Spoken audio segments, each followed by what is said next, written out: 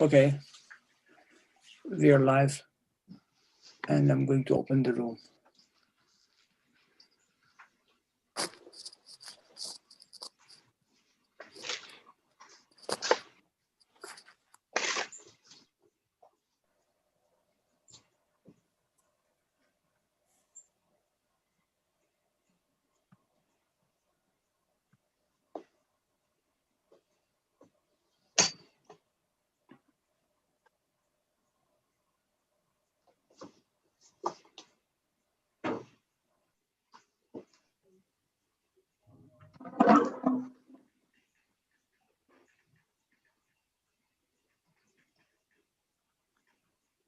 Buenos días, buenas tardes, buenas noches.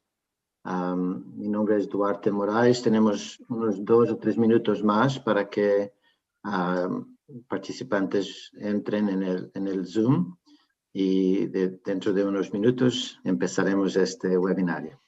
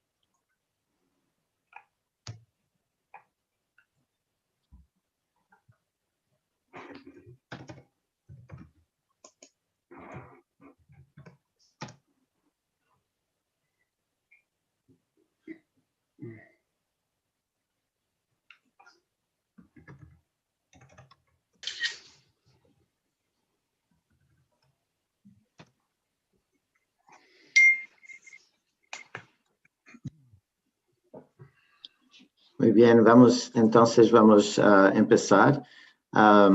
Mi nombre es Duarte Moraes.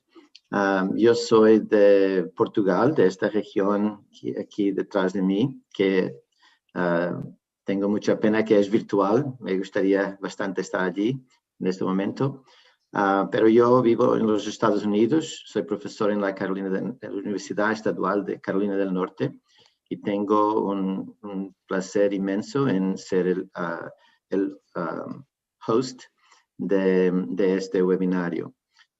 Yo, junto con profesor Kazem Vafadari y profesor Jafar Jafari, que están aquí con nosotros, hoy van a intentar vencer las dificultades de lengua para aprender un poco de todos nosotros y están aquí demostrando su interés. Casi un año atrás, cuando la pandemia se tornó, nos hizo recoger a casa, vimos muchos webinarios sobre turismo, pero siempre se enfocaban en el sector formal de turismo, los hoteles, los resorts, los restaurantes, los destinos grandes. Y nos parece que el sector más informal de los pequeños emprendedores y las pequeñas comunidades que se involucran en el turismo son la base principal de la industria y del fenómeno del turismo y casi siempre reciben muy escasa atención. También vemos mucho que en webinarios siempre es la perspectiva de los académicos y los políticos, pero no tanto de las comunidades y de las pequeñas empresas y de los consultores de desarrollo de turismo que estamos en el campo trabajando con las comunidades que deberían beneficiar del turismo. Y eso creemos que está en la raíz de la falla del turismo en generar beneficios sostenibles y justos a las comunidades que acogen los visitantes. Entonces decidimos crear esta iniciativa en que intenta crear conocimiento útil de forma democrática que envuelve las voces de las perspectivas de varios elementos de las comunidades, de la industria, de la lideranza local y también de académicos que dedican su carrera a conocer y beneficiar los menos beneficiados en este mundo del turismo. Con todo esto, entonces, la única cosa más que quería presentar es algunos tips, algunas formas de hacernos lo mejor posible esta sesión de webinario. Una de las cosas es no sobrecargarnos la banda.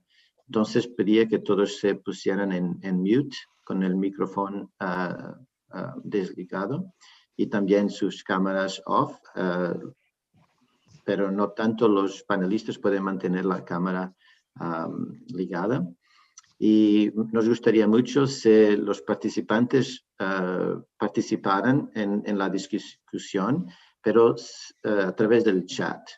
Pueden decir hola a todos y por favor incluyan cuestiones y nosotros estaremos con atención al chat para después pasar vuestras cuestiones a los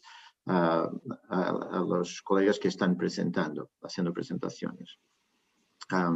Este webinario ya está siendo grabado y lo vamos a poner en nuestro website en scottwebinars.com o .org y los invito a que busquen la página de este webinario en lengua española y lo vamos a poner en nuestro canal de YouTube y junto con esta presentación en PDF y otros trabajos que pueden tener interés en el futuro para utilizar con vuestros colegas, vuestros alumnos,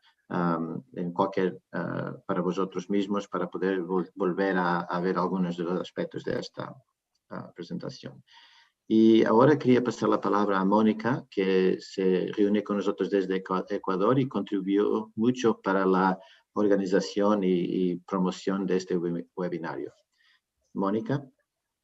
Muchas gracias, Duarte. Buenos días con todos, buenas tardes para algunos. Es un gusto estar formando parte de este webinario. Somos 3 personas de Ecuador.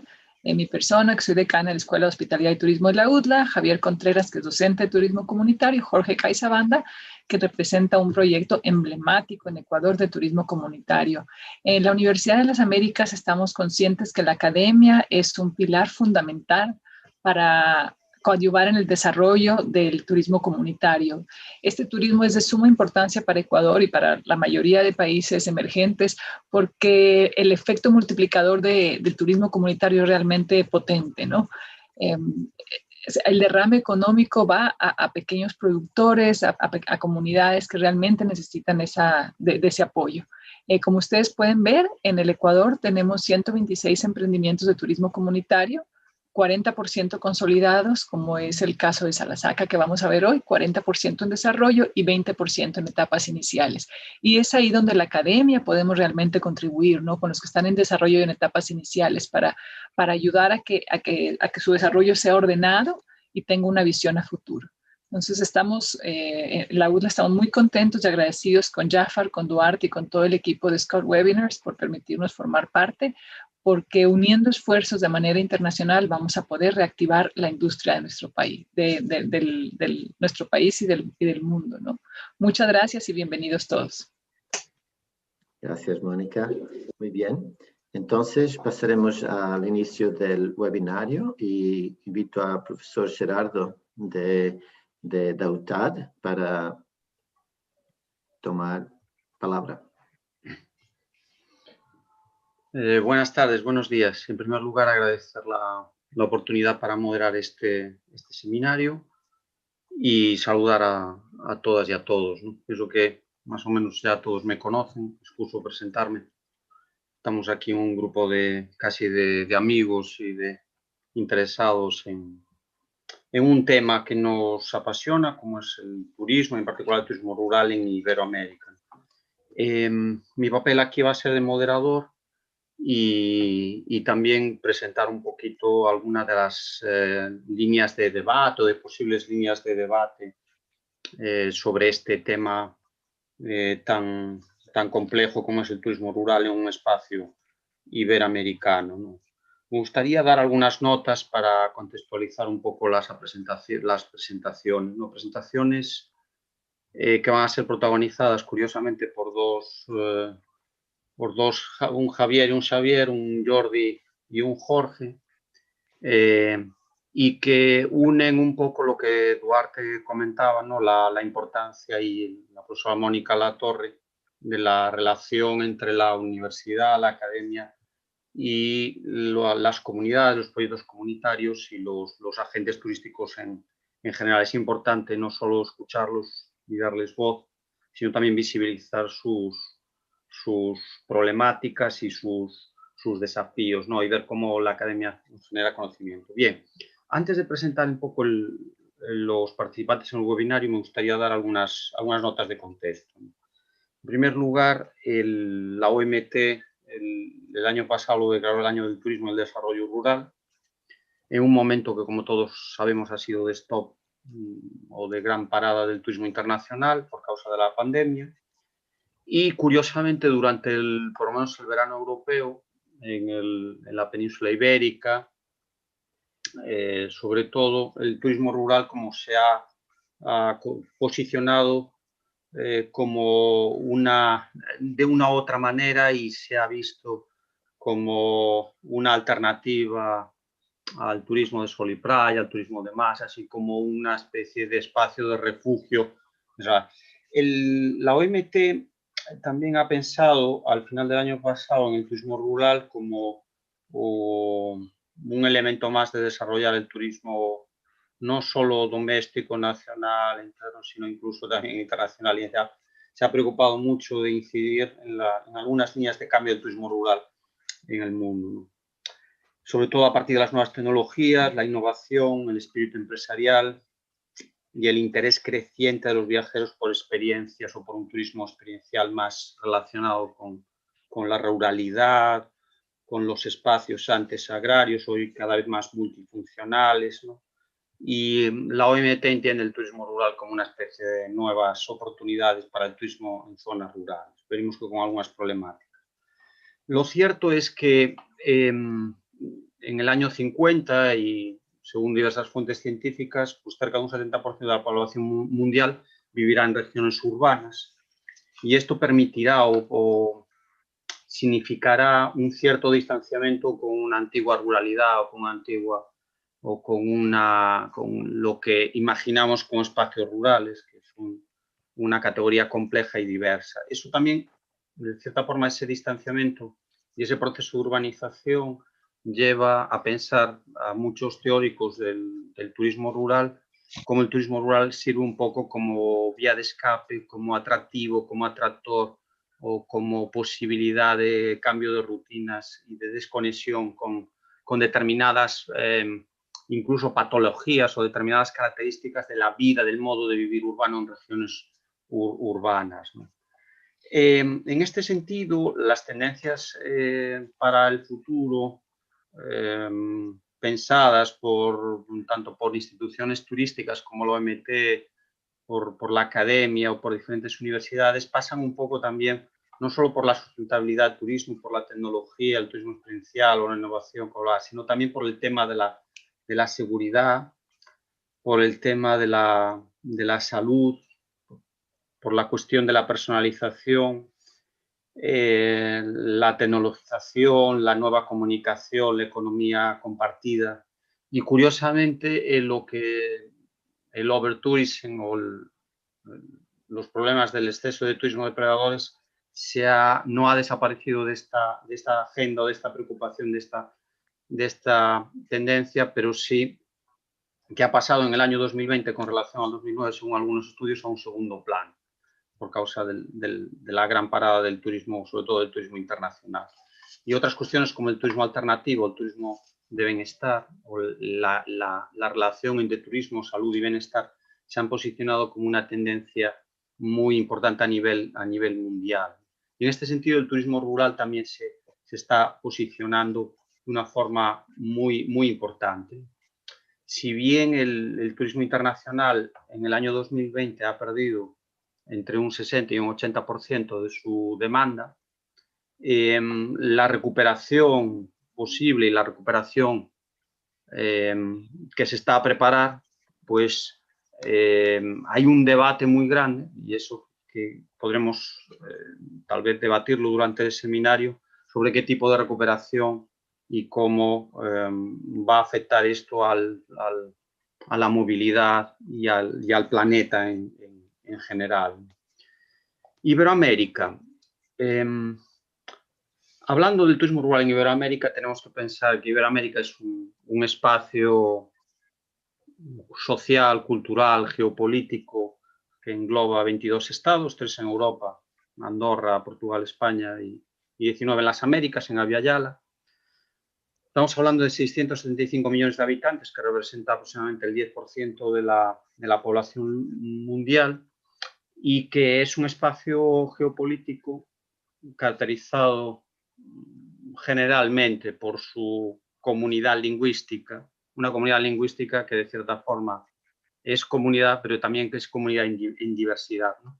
Si bien el español y el portugués son los idiomas más se hablan, dominantes en América Latina, esa diversidad no debe de olvidarse el aymara, el guaraní, el maya, el quichua, el catalán, el vasco, etcétera, etcétera, etcétera. Y también en esa comunidad lingüística iberoamericana también conviene recordar que 52 millones de personas hablan español en los Estados Unidos de América.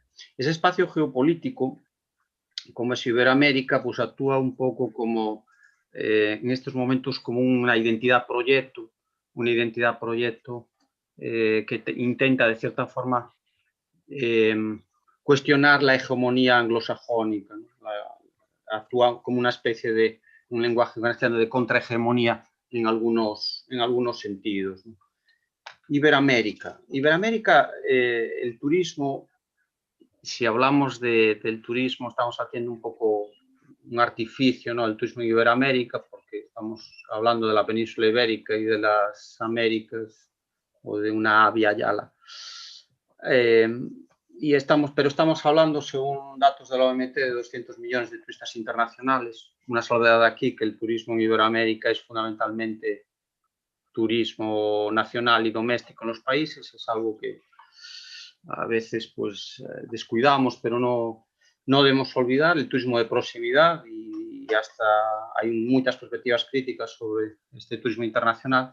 Pero bueno, esos 280 millones de turistas internacionales, con datos del 2018 y 2019, representaban el 15% del total mundial, del turismo internacional mundial.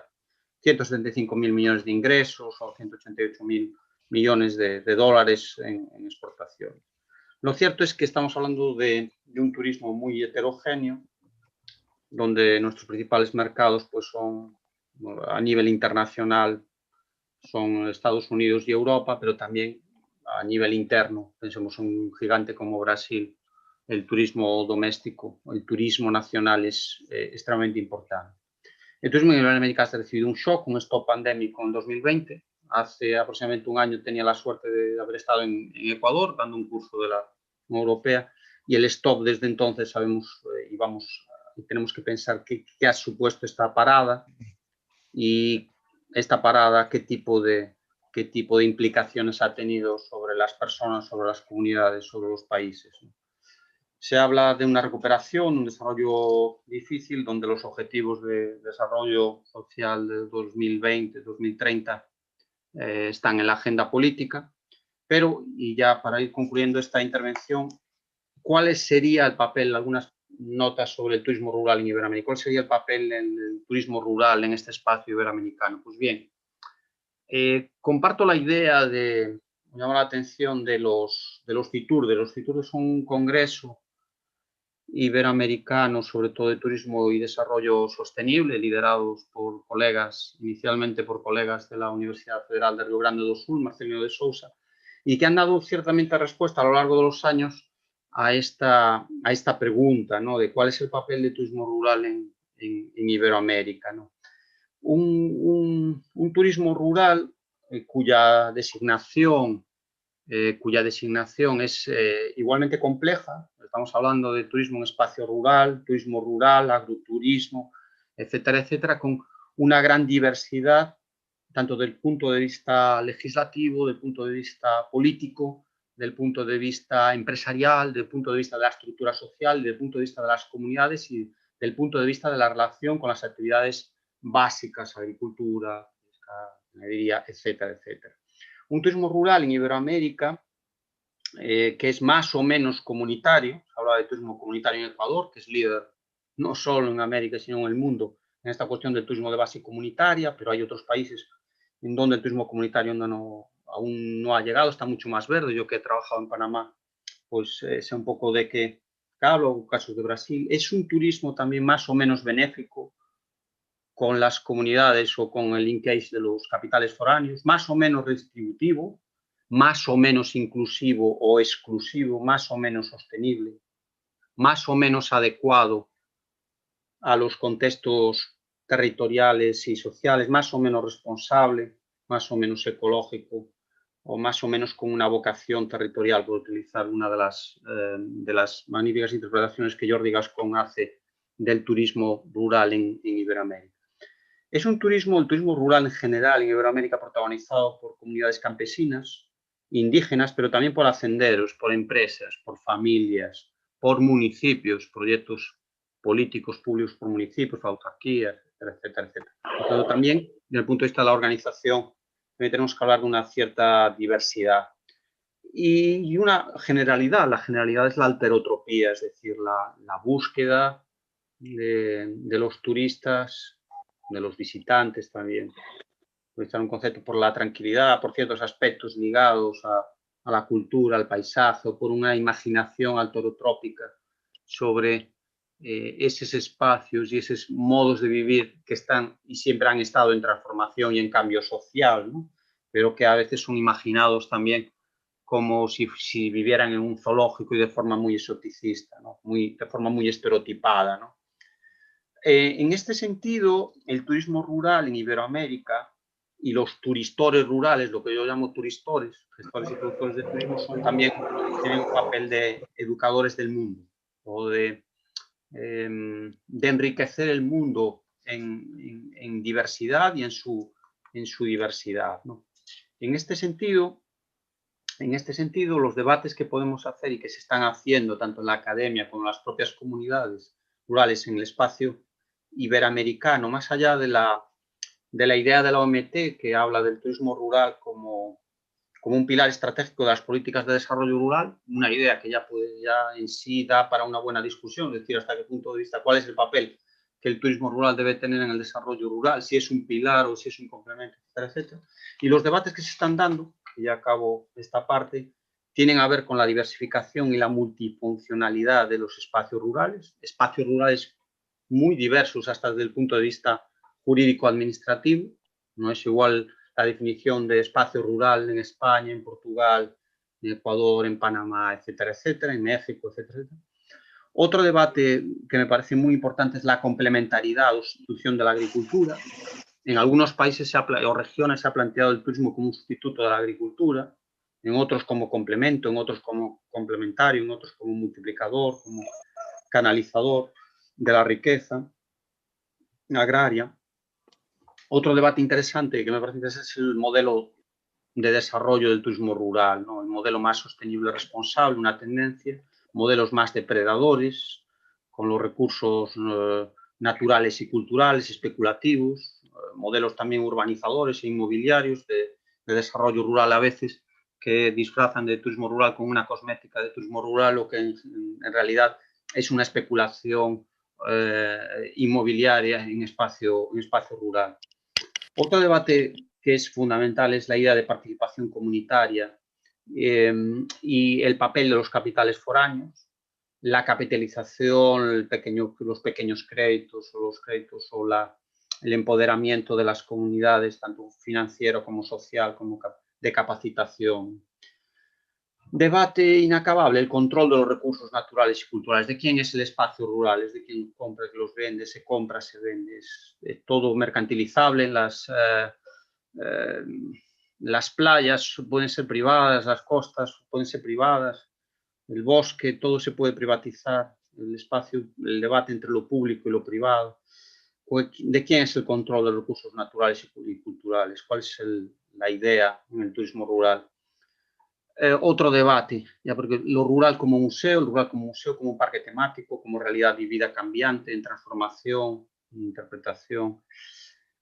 El derecho a la diferencia y la identidad cultural, otro debate que muchas comunidades tienen y que muchos estados nacionales en su diversidad pues se plantea, ¿no? ¿Cuál es el derecho a la diferencia de las comunidades indígenas y campesinas, ¿no? Y cuáles son el derecho de acceso a determinados recursos en espacios estatales de ciudadanía, ¿no? Y finalmente también hay dos temas que están en la agenda del turismo rural de debate, que es el género y el empoderamiento femenino a través del rural. ¿Será que el turismo rural ayuda a la liberación de la mujer, realmente a darle igualdad de oportunidades entre los diversos géneros? Y un debate que aquí las universidades también siempre estamos teniendo es la capacitación y la formación de los profesionales del turismo rural, ¿no? ¿Hasta qué punto, cuál sería el papel de las universidades, de los politécnicos, de las instituciones de formación en la capacitación de los profesionales del turismo rural, de los empresarios, de los guías, de los animadores, de los locales, etcétera, etcétera, etcétera? Esos son algunos de los debates que tal vez que se están planteando en este momento en el turismo rural iberoamericano. Dicho esto, que sirve un poco como notas para un poco estimular el debate, pues daría la palabra en primer lugar, vamos a escuchar, me voy a callar y vamos a escuchar dos personas con dos experiencias muy ricas y muy interesantes, dos experiencias interatlánticas en ese espacio iberoamericano. En primer lugar, Jorge CaixaBanda, que es ecuatoriano, es un indígena quichua de Salasaca, que es graduado en la Universidad San Francisco de Quito y que es miembro fundador de un proyecto de turismo comunitario en Salasaca, ¿no? Es licenciado en Relaciones Internacionales, pero se ha formado también en Estados Unidos, en la Salem State University, tiene una formación también en la Universidad de Oregón, en Estados Unidos, una formación internacional, y ha trabajado también como director de la Dirección de Desarrollo de la Comunidad del Gobierno Autónomo Descentralizado Municipal de San Pedro de Pelileo. Y actualmente trabaja en el sector turístico también en las Islas Galápagos. Yo le agradezco mucho también que nos comparta su experiencia y después nos trae unas experiencias de Galicia, del noroeste de la península ibérica, Javier Otero, que es un gestor y planificador de iniciativa Ideas en Acción, todo más centrado en la provincia de Ourense, vecina con Portugal, y tiene una dilatada experiencia en proyectos de diseño de productos y experiencias en turismo rural. Ha sido planificador de varias comarcas, de varios territorios rurales en Galicia, y ha puesto en marcha muchas iniciativas de clúster, de aglomerados de los agentes turísticos en el campo de turismo rural. Él nos va a traer un poco la experiencia también de este territorio, que nos puede servir muy bien para pensar de una forma cruzada y con una mirada cruzada qué está sucediendo en el turismo rural en Iberoamérica, o por lo menos en estos dos casos, sin intentar generalizar demasiado, qué está sucediendo con el turismo rural y cómo están reaccionando las comunidades ante la pandemia del COVID-19. Muchas gracias a ambos también por su experiencia. Y daba la palabra entonces en primer lugar a Jorge CaixaBanda para que nos ilustre, nos muestre un poco la experiencia de turismo comunitario. Muchísimas gracias.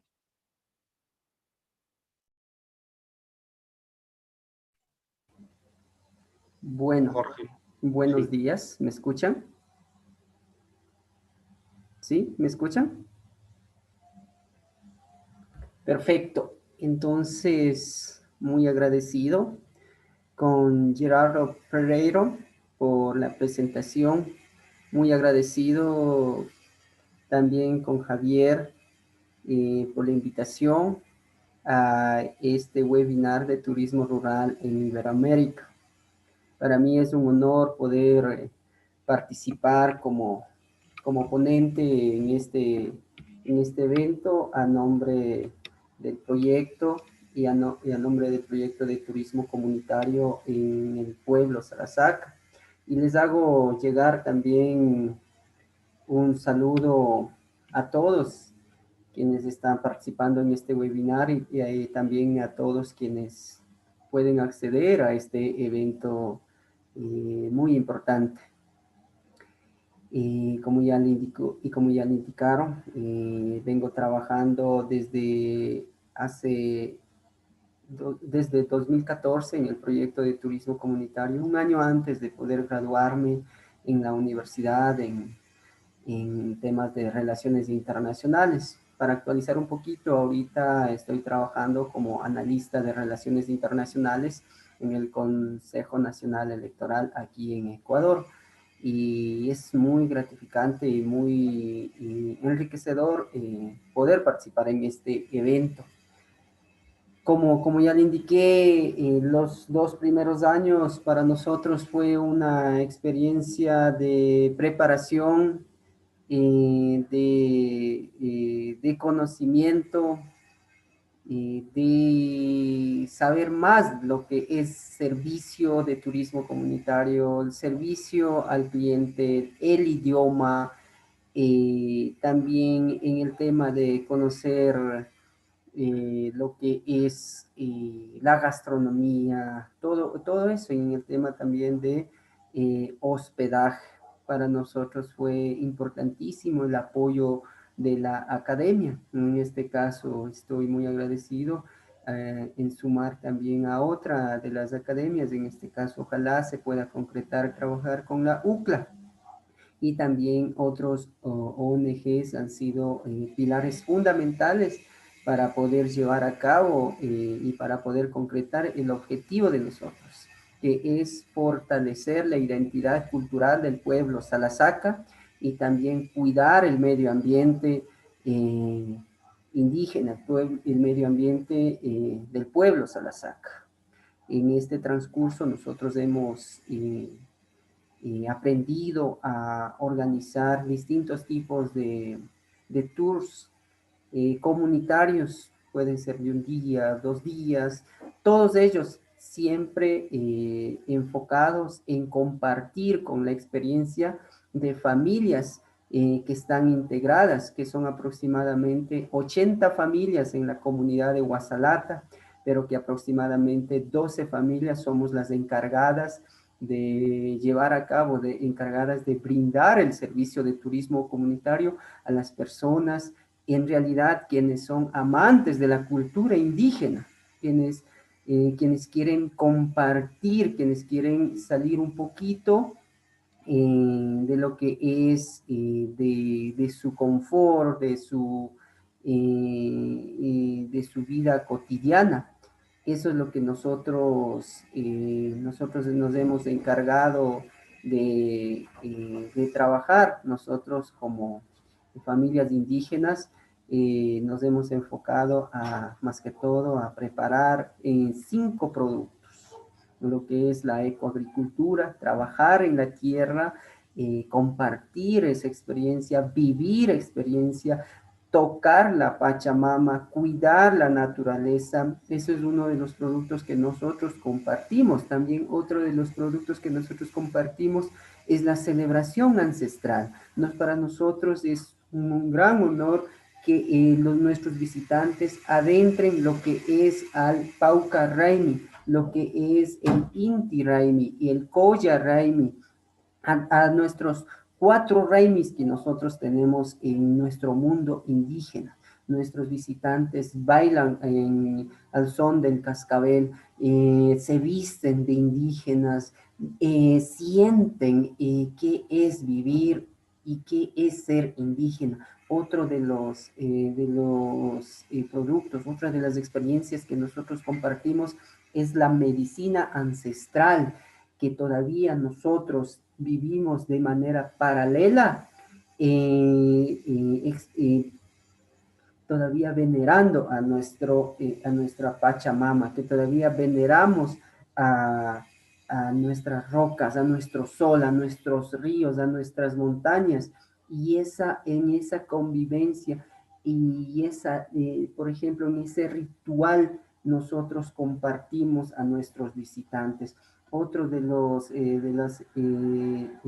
las experiencias que compartimos es la textilería, la artesanía. Nosotros invitamos a tejer la identidad del pueblo Salasacas en conjunto con los visitantes, a aprender la vestimenta que nosotros utilizamos, cuáles son nuestros significados del poncho, de la baeta, del anaco, la escritura. Nosotros compartimos cómo está impregnado en la faja de la mujer, y también el rol de género. Aquí es que nuestros visitantes aprenden. La mujer hila, el hombre teje, y en conjunto al momento de pisar el poncho existe una cohesión social, una cohesión familiar en el pueblo Salasaca. Y además nosotros también compartimos lo que es la gastronomía del pueblo Salasaca con la pampa mesa, con los 12 granos que nuestra Pachamama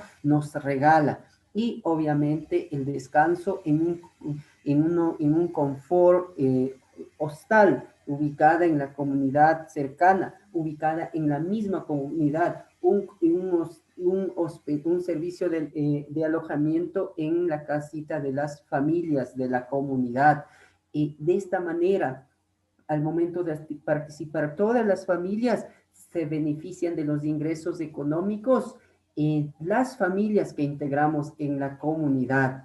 Y de esta manera, y parte de los ingresos económicos que nosotros llamamos un poquito de ganancias, elaboramos proyectos sustentables en la comunidad. Tenemos experiencias que Javier ya visitó la comunidad, hemos realizado con el apoyo de gobiernos locales, Junta Parroquial, municipio de Perileo y últimamente el gobierno provincial de Tungurahua. Hemos realizado basureros ecológicos, pasamanos para dar viabilidad a las personas que bajan al río para sacar la hierba, para acceder a los lugares sagrados.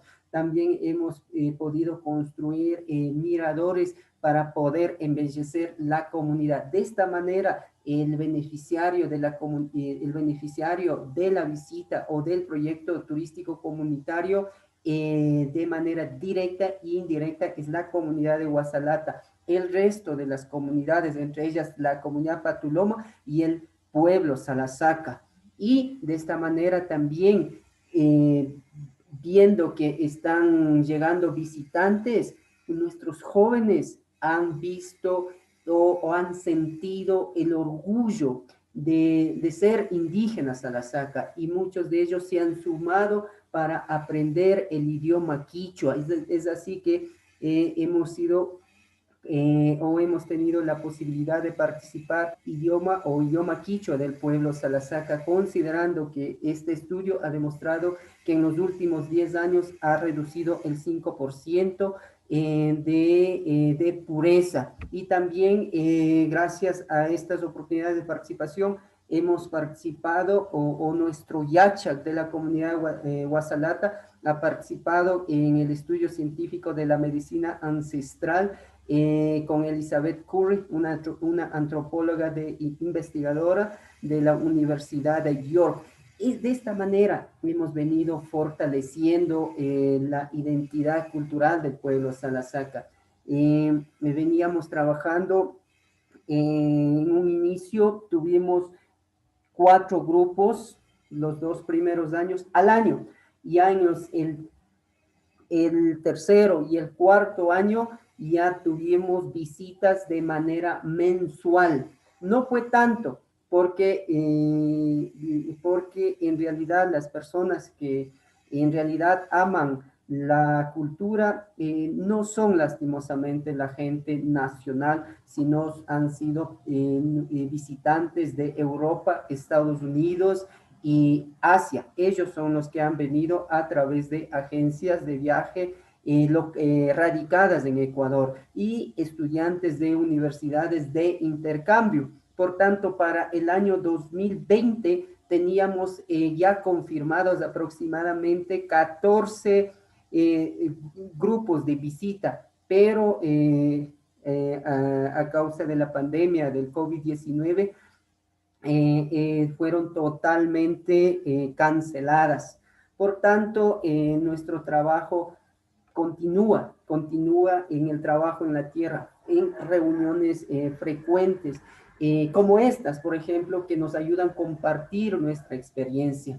Y por tanto, y además de eso, nos ha permitido seguir todavía trabajando un poco más de lo que es el tema de organización, lo que es el tema de bioseguridad, siempre coordinando con el COE cantonal, con el COE parroquial, para de esta manera estar listos para cuando reinicie el turismo. Importante indicar en esta parte que en la comunidad de Salazaca, sí, en marzo, abril del año pasado, sí fuimos afectados aproximadamente de los 8.000 a 10.000 habitantes que somos aproximadamente en todo el pueblo Salazaca, apenas fuimos contagiados 100 a 120 personas, pero de ellas tuvimos pérdidas de vida, sí, aproximadamente como 8 a 12 personas a causa del COVID-19.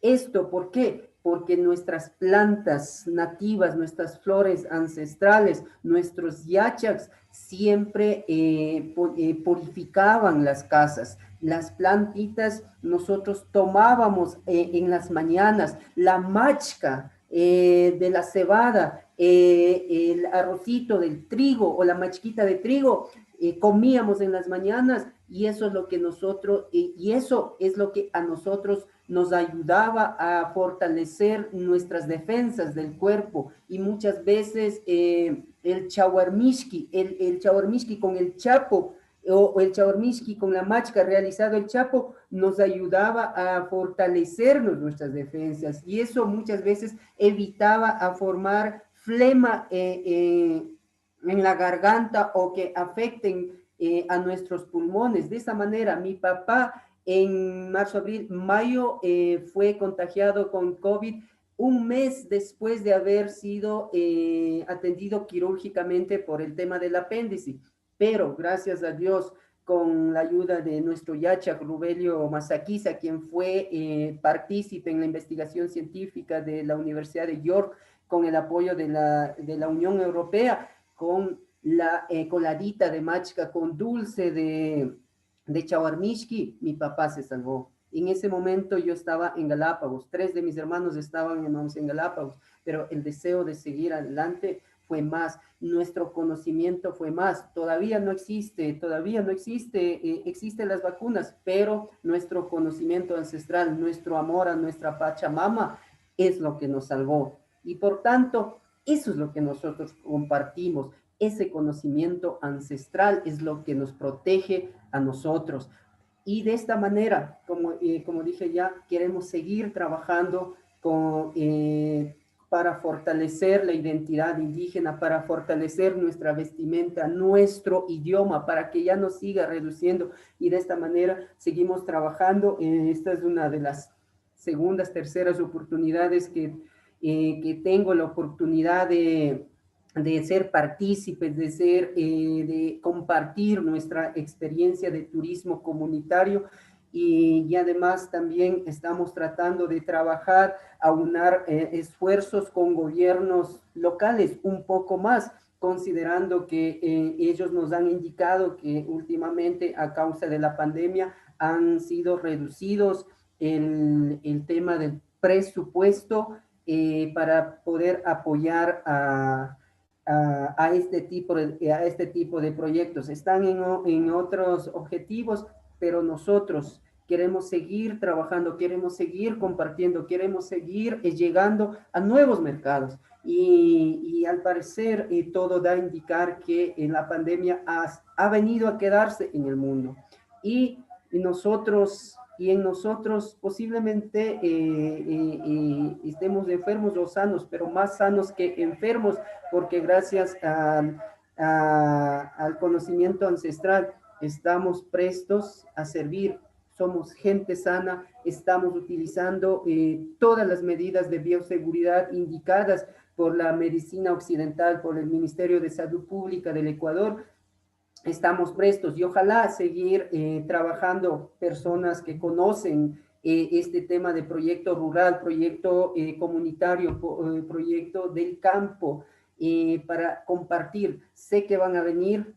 Ahorita tenemos lastimosamente el gobierno americano hasta ha restringido la visita de su gente americana a Ecuador, pero a pesar de eso, nosotros vamos a seguir viviendo, nosotros vamos a seguir fortaleciendo de una o de otra manera un proyecto de servicio, un proyecto de compartir nuestra identidad al mundo. Por tanto, agradezco muchísimo a esta invitación, a esta oportunidad que he tenido de compartir nuestra experiencia. Muchísimas gracias. Si me dan unos 4 minutos más para poder compartir un video, sería espectacular. Pero de todas maneras, muchísimas gracias. Sí, muchas gracias por compartir esta importante experiencia. Después podemos poner ese vídeo en la página. Ok. Muchísimas gracias. Javier, entonces, muchas gracias. Javier Otero.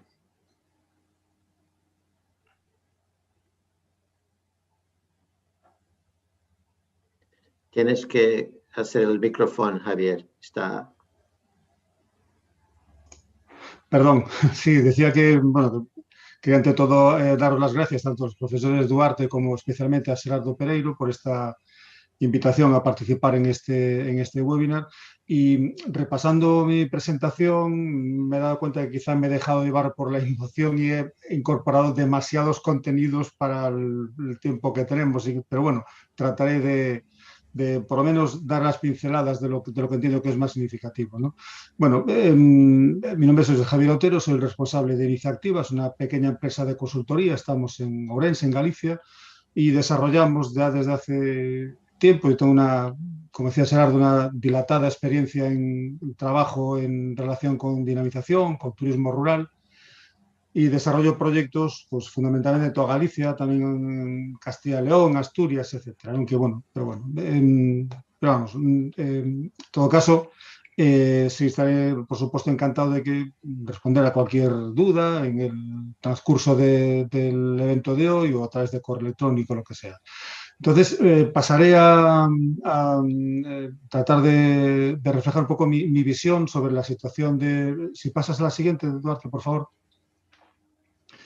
Un poco el contexto, el contexto anterior al COVID del turismo rural, en este caso en España. Hay un concepto que se ha acuñado en España, es un concepto reciente, desde hace escasamente 6 u 8 años, que es lo de España vaciada, ¿no?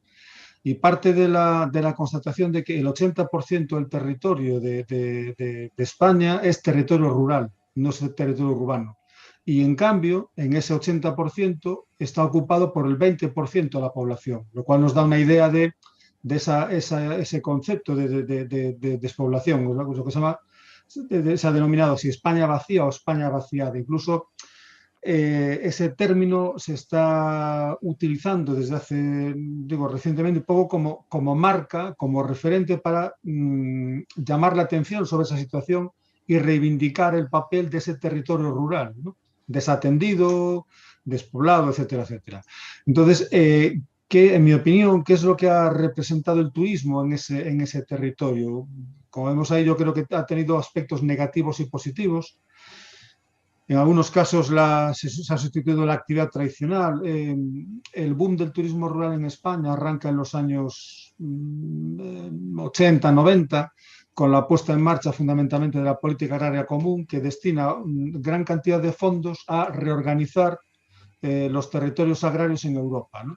Y España, tradicionalmente una potencia agraria, gran competidora de países centroeuropeos, se le dota de grandes cantidades de fondos a cambio de que se reorganice ese medio rural. Y una de las vías que se plantea es el turismo, pero curiosamente el turismo se plantea como alternativa, como sustitución. En Galicia lo hemos vivido, en muchos casos los que se le decía a la gente, se les subvencionaba que dedicasen su casa a turismo rural, pero no para combinarlo con la actividad tradicional, sino en muchos casos abandonando la actividad tradicional, porque había un exceso, por ejemplo, pues, de ganadería, hay un exceso de vacas, pues mira, cierras la granja de vacas y te dedicas a atender turistas, ¿no? Como si esto fuese una cosa de hoy para mañana, paso de atender vacas a atender, en teoría, a turistas alemanes, ¿no? Siempre es el ejemplo que se ponía. Bueno, en todo caso, supone generalmente una ocupación muy estacional, la rentabilidad es baja, se depende mucho de la administración pública, ¿no? Para acciones de promoción, para impulsar proyectos, y aún seguimos instalados en una cultura de la subvención como oportunidad, es decir, no ponemos en marcha un proyecto, una iniciativa porque creamos en él, porque apostamos por él, sino porque hay un dinero, hay una subvención, me lo van a apoyar, entonces monto un proyecto para atender esta subvención, ¿no? Y también se caracteriza por un fuerte individualismo. ¿Qué aspectos positivos tiene? Por supuesto, ha permitido conservar patrimonio, revitalizar muchas comunidades, revitalizar la cultura. Tiene en gran medida una capacidad tractora y mantiene pequeñas poblaciones y tiene es un gran factor de dinamización económica, ¿no? Si pasamos a la siguiente, Duarte. En este especie de galimatías trato un poco de reflejar mi visión de cómo ha afectado el COVID a la situación del turismo rural, ¿no?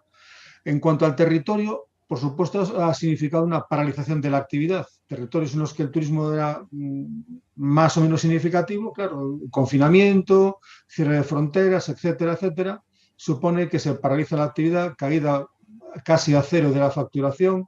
Hay modelos de negocio que entran en crisis, el impacto económico es muy negativo y se produce una depresión económica en general del territorio. Estamos hablando de, pues, básicamente en este año, ¿no? Curiosamente, en el momento en que el año pasado, en el momento que pasa lo que aquí se llamó la primera ola, ¿no?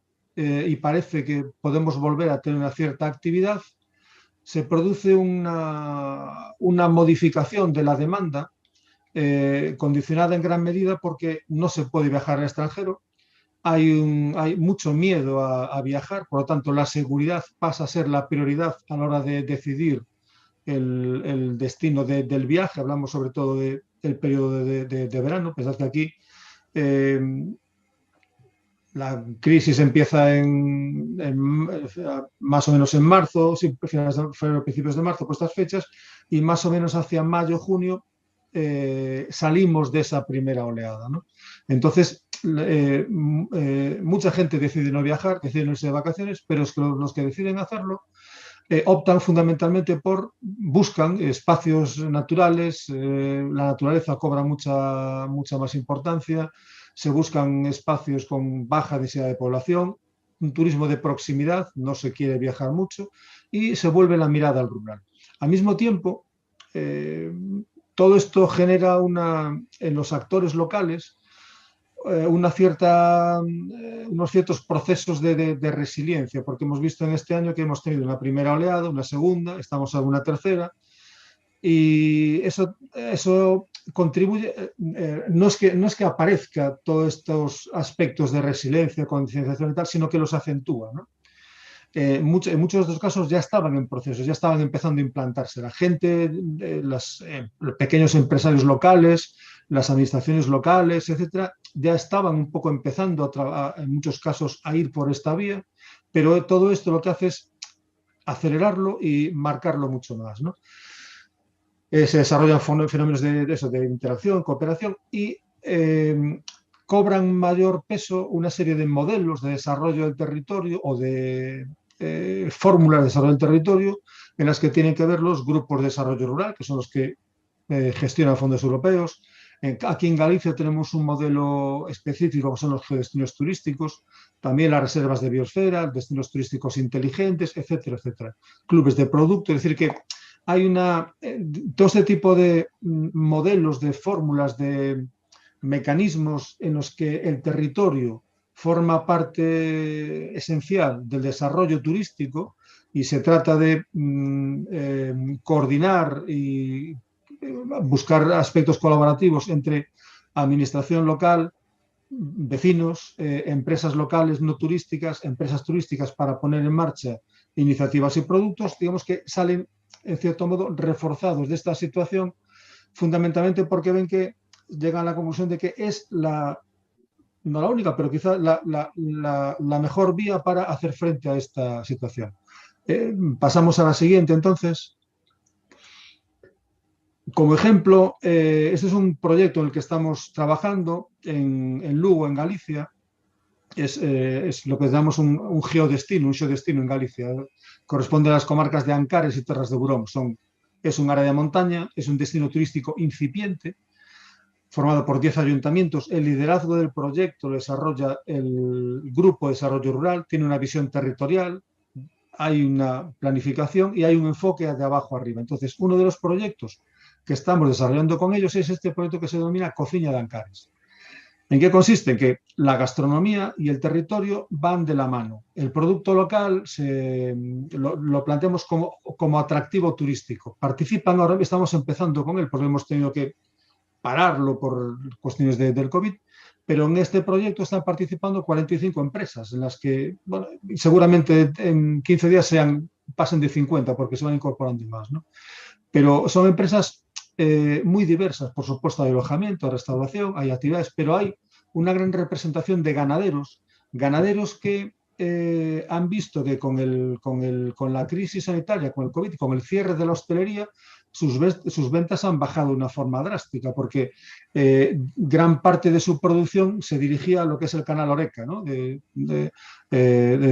restauración. Al estar cerrado han bajado drásticamente sus ventas. Los taxis rurales, etcétera, etcétera. Todo ese tipo de comercio están participando en este proyecto. Incluso una cooperativa ganadera que tiene más de 200 socios, 200 ganaderos que están agrupados en esa organización. Entonces, trabajamos con ellos en el diseño, en la formación, en la implantación e incluso en la promoción de este proyecto.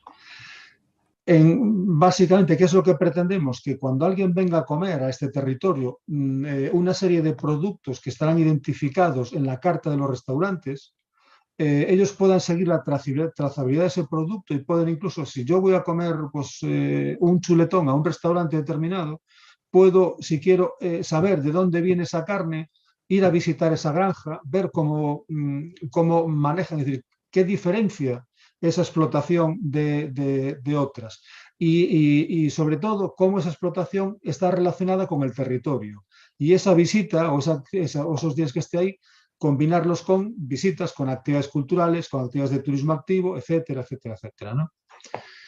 Eso es uno de un proyecto. Estos son ejemplos de otros proyectos. En algunos participamos nosotros, como el de la Reserva de Biosfera o el Pasaporte Condado Paradanta, y otros son proyectos también un poco en esta línea. Es decir, lo que quiero llamar la atención es que se están desarrollando muchas iniciativas en las que el territorio es la base para el desarrollo del proyecto. No es una iniciativa de una empresa, de un ayuntamiento, sino que es un conjunto de gente en los que además no solamente participa el sector específicamente turístico, sino que suelen estar muy vinculados con la ganadería, la agricultura, con el comercio local, con la artesanía, con la experiencia cultural, etcétera, etcétera, etcétera, ¿no? Y todo eso forma es la base para para diseñar productos muy complejos, pero al mismo tiempo también muy atractivos, ¿no? Y muy singulares, porque además se basan es un turismo generalmente de pequeña escala, un turismo muy cercano, muy de proximidad y muy de prestar del territorio, prestar atención al cliente y buscar al mismo tiempo un cliente que preste atención al territorio, ¿no? Es decir, que cuide esa relación muy en la línea del turismo slow, kilómetro cero, etcétera, etcétera, ¿no? Y ya para rematar, un poco como resumen de esto, sí quisiera de alguna manera recoger que, en mi opinión, el turismo debe ser un elemento esencial en el futuro del desarrollo rural, ¿no? Con 5 aspectos esenciales. Por supuesto, ese desarrollo y el papel de ese turismo ha de ser un desarrollo evidentemente sostenible, inteligente, y ahí con sostenible también entendemos todo lo que tiene que ver con verde, ecológico, naturaleza, etcétera, etcétera. Inteligente, todo lo que tiene que ver con nueva tecnología, digitalización, que es una asignatura pendiente en el medio rural. Ha de ser transversal, por supuesto, o sea, no hablamos solamente de turismo igual a alojamiento o a restauración, sino que es mucho más, no es el territorio, ¿no? Por supuesto, ha de estar organizado, ha de estar planificado y necesariamente ha de ser participativo. No puede ser una única iniciativa de una empresa, de un empresario, de un emprendedor, sino que todos han de participar y todos han de estar vinculados en ese desarrollo. Y bueno, hasta aquí. Siento haberme extendido. No, muy bien.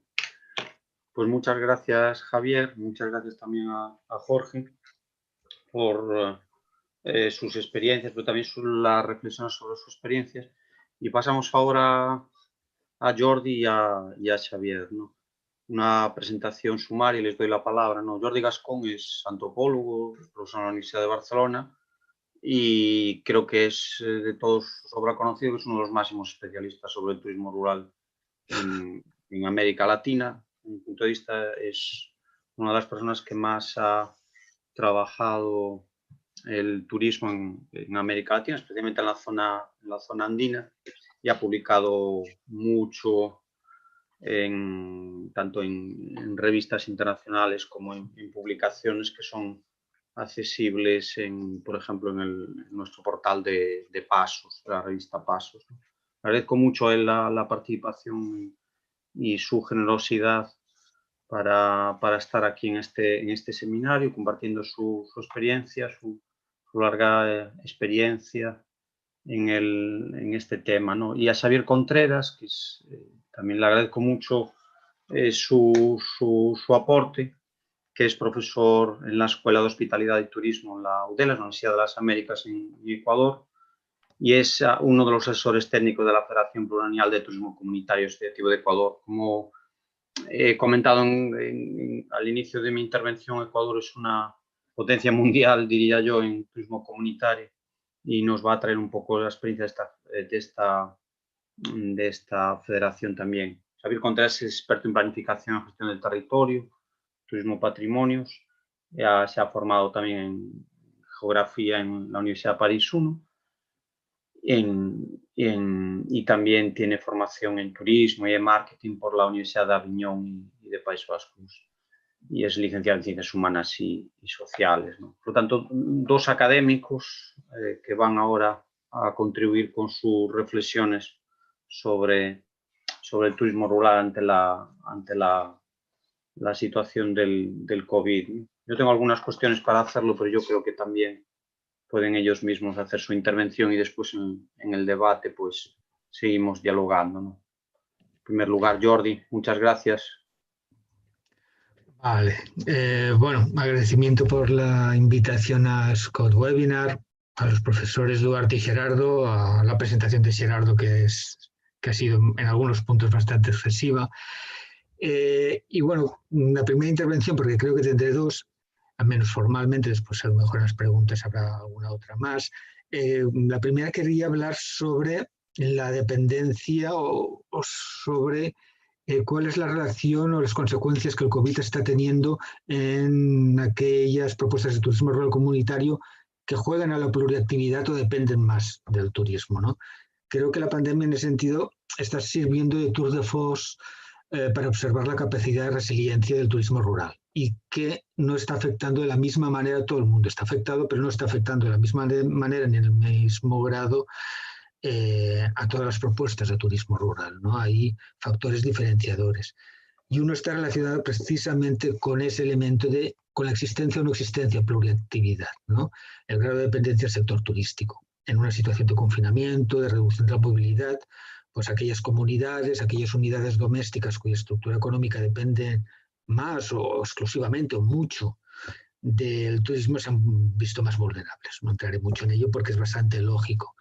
Lo que me interesa señalar es que no es solo la existencia o no de pluriactividad, sino también del tipo de pluriactividad. Ha tenido también un papel. Por ejemplo, aquellas unidades domésticas en las que la propuesta turística se enmarca en una estructura agroturística, es decir, que se compone no solamente de la propuesta turística, sino también de una explotación agraria, la situación se ha mostrado menos vulnerable, porque la actividad agraria, ya sea para autoconsumo, ya sea para suministrar al mercado, se ha ido manteniendo como sector en este tiempo. Un ejemplo que llevo trabajando desde hace ya bastantes años, más de 30 años, es el de la isla de Mantaní, que me servirá un poco de ejemplo para explicar esta situación. La isla de Mantaní es una isla de población quechua, que se encuentra en el lago Titicaca, en la parte peruana del lago Titicaca y en una zona, digamos, cercana o dentro de la principal ruta turística del Perú. Y donde la población, por la distancia que hay a la ciudad más cercana, la población o los turistas que llegan allá tienen que pasar al menos una noche. Digamos que es el elemento del alojamiento y de restauración en casas particulares, es lo que genera, digamos, el grueso de los ingresos por turismo. Viene existiendo esa propuesta desde los años 70, pero a finales de los 90 es cuando empieza a tener un papel cada vez más importante, y no es que todas las unidades domésticas participen del turismo, aproximadamente es el 55%, calculado aproximadamente, pero es un elemento muy importante en la economía de esas familias y en la economía de la isla. Y todas juegan a la pluriactividad, porque el turismo no da para cubrir todas las necesidades y sobre todo el turismo no da para destinar toda la fuerza de trabajo disponible por parte de la familia. Lo que pasa es que no todos actúan o juegan a la pluriactividad de la misma manera, ¿no? Hay un determinado sector poblacional que reside en la isla y que combina la actividad turística con la actividad de la agricultura. Las tierras que tiene cada familia son muy escasas por resultado de la herencia divisa, y la producción es básicamente absolutamente para autoconsumo y no cubre todo el año las necesidades alimentarias de los productos básicos durante todo el año. Pero lo que se ha visto en los últimos años, en los últimos 15, 20 años, es cómo ha habido un deseo de parte de la población en recuperar o ganar nuevos espacios agrarios, nueva frontera agraria, aunque los rendimientos son muy escasos porque son zonas muy marginales. Aun con los rendimientos muy marginales se ha destinado muchísimo trabajo a recuperar, a poner en uso agrario esas tierras. Y esto se explica porque el turismo que les llega puede ser una fuente de ingresos para muchas unidades domésticas esencial, pero también no ocupa toda la fuerza de trabajo familiar, con lo cual una opción que tienen para ocupar esa mano de obra es que destinen a esa recuperación de la agricultura, aunque sea con unos rendimientos muy bajos, ¿no? Ha habido otro sector que ha jugado a la productividad de otra manera. Como los turistas más o menos se pueden calcular cuándo van a llegar porque hay un sistema de rotación, que ahora no entraré en él porque si no me alargaría demasiado, algunos juegan a la doble residencia. Viven en alguna de las ciudades relativamente cercanas a la isla, como Juliaca, que es la capital económica de la región, o Puno, que es la capital política, en trabajos, ya sea de artesanías de los que ellos son los propios propietarios, dependiendo de otros o trabajando para otros, pero en trabajos de los que les permiten ausentarse, con lo cual les permite jugar a estar en los dos lugares. Cuando les toca tener turistas a Mantaní, van a Mantaní y después regresan a la ciudad. ¿Qué es lo que se ve? Pues que esta población ha sido indiscutiblemente la más vulnerable. En buena medida se han quedado sin trabajos como resultado de todos estos problemas de confinamiento. Muchos han regresado a la isla porque la isla, el gasto económico es inferior al que tienen en las ciudades. Han empezado a trabajar las tierras que a lo mejor las tenían en barbecho desde hacía un montón de años, pero claro, una cosa es empezar a trabajar la tierra, después poner la semilla hasta que te llega la cosecha. Y en todo este impasse a que esta población lo está pasando muy, muy mal, incluso al punto de que se están dando casos de robos de cosechas, cosa que yo no había oído hablar en estos 30 años en la vida. O sea, desde que aquella tierra era tierra de haciendas, nunca se había dado esta situación, digamos, que pone en evidencia un poco la situación extrema y que se da sobre esta población que juega la pluriactividad, pero que no en la pluriactividad no entraba la actividad agraria. Y acabo ya, ¿no? Lo que se observa en el caso de Mantaní es que la participación en la agricultura es un asidero. Puede no dar grandes beneficios, no los da, pero en tiempos normales permite dar trabajo a una mano de obra que estaría ociosa entre turista y turista, digamos, ¿no? Y eso les permite complementar los ingresos. Y en una situación de crisis como la actual, pues está claro que reduce la vulnerabilidad y permite una mayor resiliencia a esas unidades domésticas. Y con esto, Gerardo, dejaría esta primera intervención. Gracias. Muchas gracias, excelente reflexión. Xavier, que nos va a presentar primero el contexto del turismo comunitario en Ecuador y también las estrategias de las comunidades frente al COVID. Muchas gracias. Sí, bueno, muy buenos días, muy buenas tardes a todos. Un gran saludo a todos y gracias por invitarnos a estos espacios en donde nos permiten acercar nuestro trabajo, nuestra reflexión y sobre todo las voces de los actores, ¿no? De las comunidades. Yo, al ser docente, investigador, también asesoro la Federación Plurinacional de Turismo Comunitario del Ecuador, ¿no? Que es una de las federaciones pioneras en América Latina, tiene 18 años, ya va a cumplir 19 años, que agrupa a todo el sector comunitario y asociativo de turismo en el país, en Ecuador, y está reconocido por el Estado ecuatoriano a través del Ministerio de Turismo, ¿no?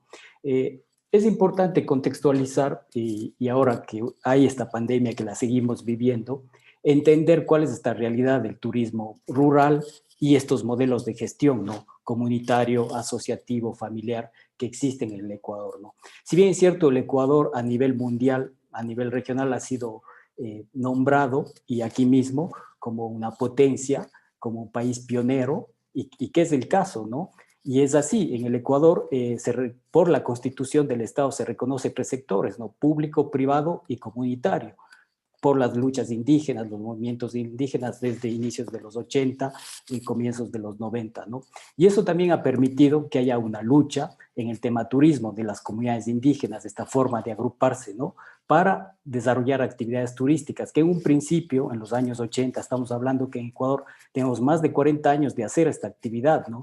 Con la comunidad de Agua Blanca en la costa pacífica, con la comunidad de Capirona en la Amazonía, ¿no?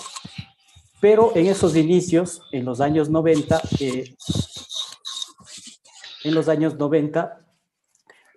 se persiguió esta actividad, ¿no? Desde el sector tradicional, desde el sector hotelero, porque se veía como una competencia desleal, no legal, ¿no? Entonces eso ha permitido que haya una lucha, y en 2010 se creó un reglamento, ¿no? Un reglamento que certifica centros de turismo comunitario en el Ecuador, ¿no?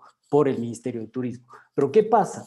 Un inventario que tenemos nosotros como federación, que nosotros nos creamos en 2002, en 2018 hemos encontrado 488 emprendimientos en las 4 regiones del Ecuador, inclusive Galápagos, que se autodefinen como comunitarios, pero solo 40 han logrado ser certificados por el Ministerio de Turismo como centros de turismo comunitario, lo cual nos hace ver que hay una limitación que, si bien es cierto, por un lado hay un reconocimiento, pero por otro lado solo es un reconocimiento en oportunidad. Cuando hay un financiamiento, cuando hay una política desde afuera, el Estado se volca a ese sector rural a decir, bueno, démosles oportunidad, pero no se ha tomado esta actividad, este modelo de gestión, que la mayoría de proyectos están posicionados en sus territorios donde hay los recursos naturales que tienen la mayor calidad o la mayor potencia para posicionar al Ecuador, no solo como un destino de turismo comunitario, sino como un destino competitivo de turismo, ¿no?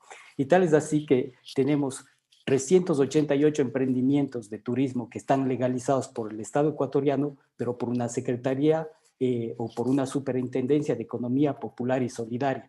Es decir, 388 están fuera del radar del Ministerio de Turismo, ¿no? Entonces eso crea una gran conflictividad, poca posibilidad de formación, nula posibilidad de promocionarse. ¿Por qué? Porque el ente rector del turismo del país no lo reconoce. Y esto fue lo que se dio cuenta ahora el Estado, a pesar de todas las insistencias, todas las demandas que ha hecho el sector.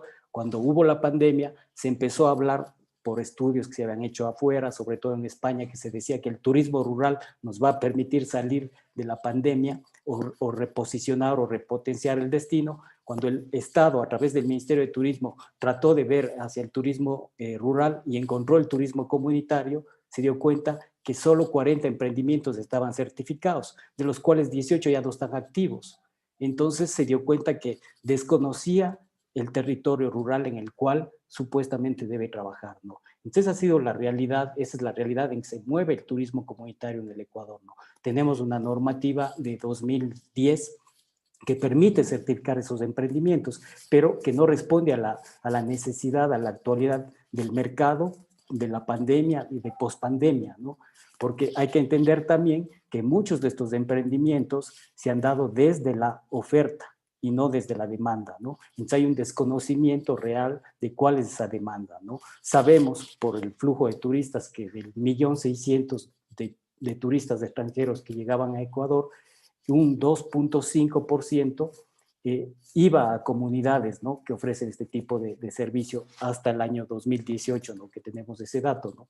Y el sector de turismo nacional, que es el cual se está apuntando hoy en día, no solo el turismo comunitario, el turismo rural, sino todo tipo de emprendimiento, es un sector todavía que desconoce o que está muy poco motivado por el tema rural o por el tema comunitario, ¿no? Entonces, las comunidades están buscando adaptarse, están buscando posicionarse, y bueno, hay que entender también que esta pandemia ha sido un golpe fuerte, porque muchas comunidades, si bien es cierto, no todas viven o no del 100% del turismo. El turismo para la gran mayoría representa de un 30-70% de sus ingresos económicos, pero sí ha habido una afectación. Pero al mismo tiempo las comunidades en ese proceso de resiliencia, en esa resistencia de más de 500 años, un año no es nada para ellas en esa realidad, pero han aprovechado este espacio para hacer un bilan, para hacer un análisis de esa realidad que están ofreciendo y de tratar de buscar qué pueden innovar dentro de su realidad en actividades turísticas, ¿no? Y bueno, más adelante les hablaré, les contaré un poco la estrategia que se ha hecho con las nuevas tecnologías. Gracias. Muchas gracias, Javier. Le preguntamos a Jordi Gascón por el tipo de mercado que se dirige este turismo rural, internacional, local, y cómo ha influido en las consecuencias de la pandemia. Muchas gracias. Gracias, Gerardo. Pues sí, está claro que ha influenciado y es otro de los factores, como el que explicaba antes, que ha influenciado que ha afectado de una manera o de otra, ¿no? No todos los países y no todas las instituciones públicas con responsabilidad han actuado de la misma manera, ni lo han hecho tampoco en el mismo momento del ciclo de pandemia. Ha habido algunos que han ido abriendo la mano a medida que parecía que la pandemia remitía, que lo han vuelto a cerrar cuando la incidencia se incrementaba. Ha habido otros países que han hecho una apuesta más de jugársela y de no cerrar el mercado, mantener algunas normativas de control, pero no cerrar el mercado. En fin, por ejemplo, México ha sido uno de los países más flexibles de América Latina, mucho más que, por ejemplo, Perú, mucho más que, por ejemplo, Argentina, con el objetivo de mantener el tejido productivo y especialmente el tejido turístico, ¿no? Acusó la caída de movilidad internacional, como todo el mundo, lógicamente, pero mucho menos que los demás, de tal manera que los datos que yo tengo es que se convirtió en el año pasado en el tercer país receptor de turistas. Ahora bien, esto tiene también otra cara, ¿no? Ha sido uno de los países más afectados en número y en porcentaje de fallecidos por la pandemia de América Latina. Y esa dicotomía ha sido el tema de debate, no solamente en relación al turismo, sino el tema de debate en general en todos los territorios, en todas las regiones, en todos los países durante el 2020 y continúa actualmente. Pero aparte de estas políticas, hay otro elemento que es la distancia de los lugares de destino a los mercados emisores, que ha tenido consecuencias también en la afectación en el ámbito del turismo y en el turismo rural en concreto, ¿no? El Estado español se ha visto bastante claro, y ponte también algunos ejemplos, en este caso más cercanos a donde yo vivo. Las zonas cercanas a las grandes urbes han atraído muchos más turistas de las zonas urbanas después del confinamiento tan radical, un confinamiento radical de casi 3 meses que hubo en España, ¿no? al punto en algunos casos de generar problemas de sobresaturación en determinados destinos periurbanos, ¿no? Estoy pensando, por ejemplo, en un parque natural que hay al lado de la ciudad de Barcelona, que es el Montseny, y que en determinado momento ese deseo de salir después de meses de confinamiento en casa y la imposibilidad también de realizar viajes internacionales y salir pues bueno, generó una presión tal que ha puesto en riesgo determinados, bueno, la propia naturaleza del Montseny, ¿no? En cambio, aquellas zonas, aquellas propuestas de turismo rural más distantes de las zonas urbanas, en el momento en que se empezaron a decretar confinamientos municipales, la gente podía salir de casa, pero no podía salir a muchos kilómetros de distancia de su casa, que se empezó a dar a partir de septiembre, pues los destinos más alejados, vuelvo a repetir, de las ciudades se quedaron vacías. Esas propuestas turísticas han tenido muchos problemas de superar la situación, ¿no? Está claro que en América Latina, por tanto, aquellas propuestas dependientes del turismo internacional o de lugares distantes han tenido que padecer mucho más el problema del COVID, mientras que aquellas que dan servicios a un turismo más de interior, más de cercanía, especialmente de zonas urbanas regionales, han podido resistir mejor. Claro, el problema que yo entiendo y que es una cosa que hemos debatido en muchas ocasiones es que en muchas propuestas de turismo rural comunitario en América Latina, cuando empezó el boom del turismo rural comunitario, iba destinado hacia el turismo internacional. Poco a poco la cosa ha ido cambiando y se han creado en algunos casos pues propuestas de turismo doméstico, sobre todo con la mejora económica la década pasada o la década anterior, que permitió una cierta consolidación de las clases medias que se convirtieron en usuarias, que se podían convertir en usuarias de servicios de este tipo, ¿no?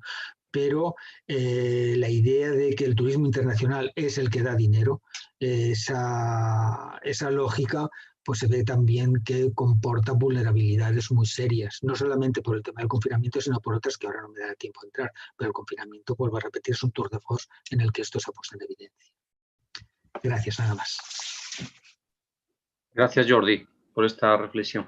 Y cerramos esta parte con una pregunta a Xavier Contreras, que es relativamente al papel del Estado, el aporte del Estado ecuatoriano, en este caso a través del Ministerio de Turismo a las comunidades, ¿no?, para afrontar la pandemia del COVID-19. Gracias, Xavier. Sí, muchas gracias.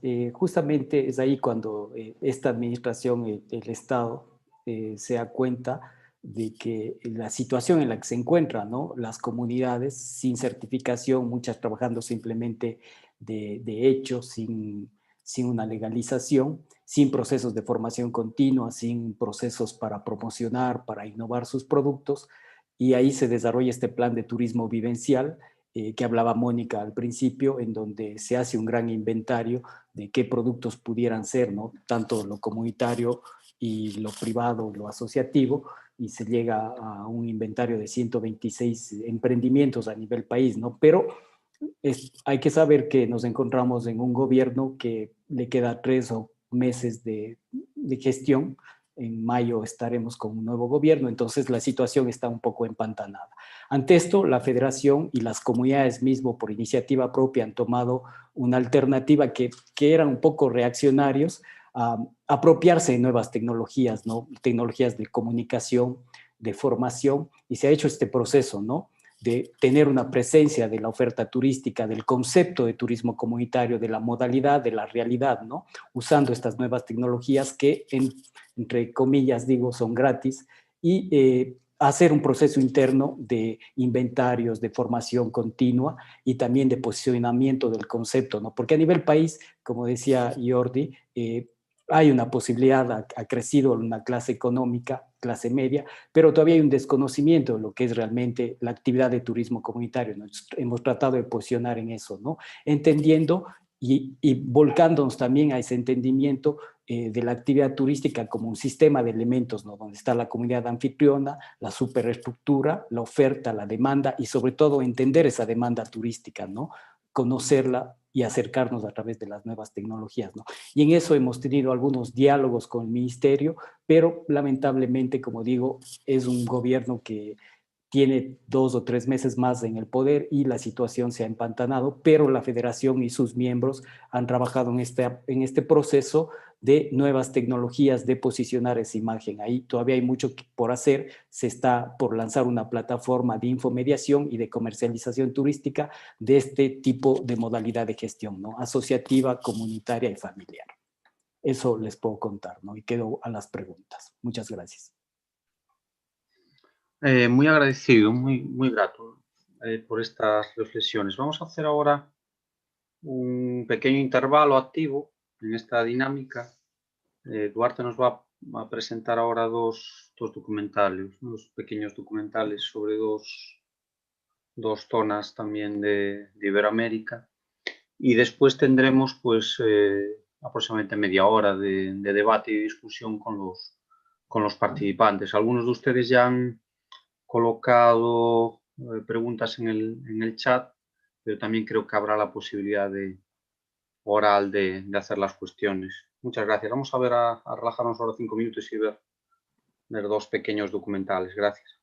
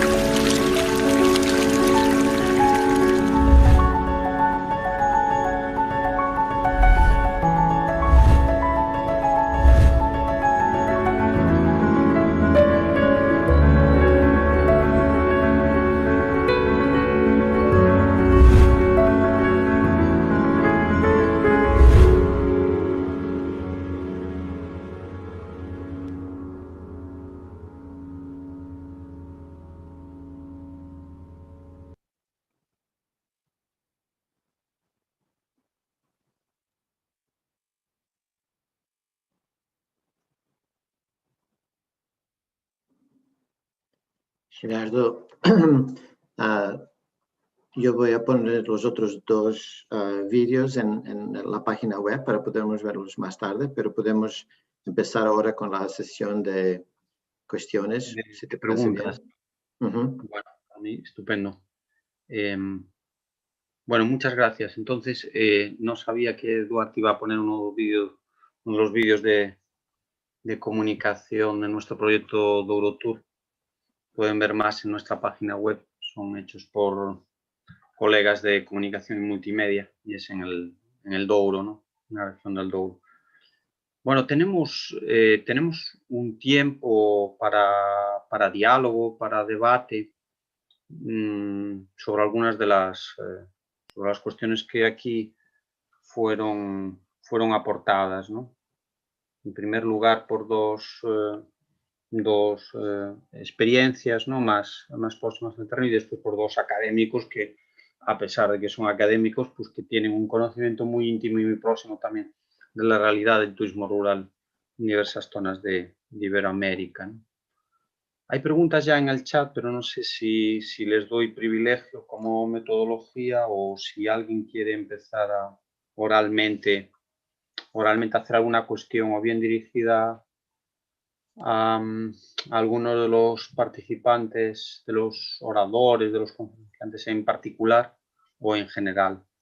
Tenemos aquí con nosotros a personas que tienen también una gran experiencia, una gran reflexión sobre el turismo rural en Iberoamérica. Creo que he visto a nuestro amigo Martino de Sousa también por ahí, Isis de Brasil, gente de Portugal, de España, de Panamá. Aprovecho para saludarles, para darles un abrazo virtual a todos.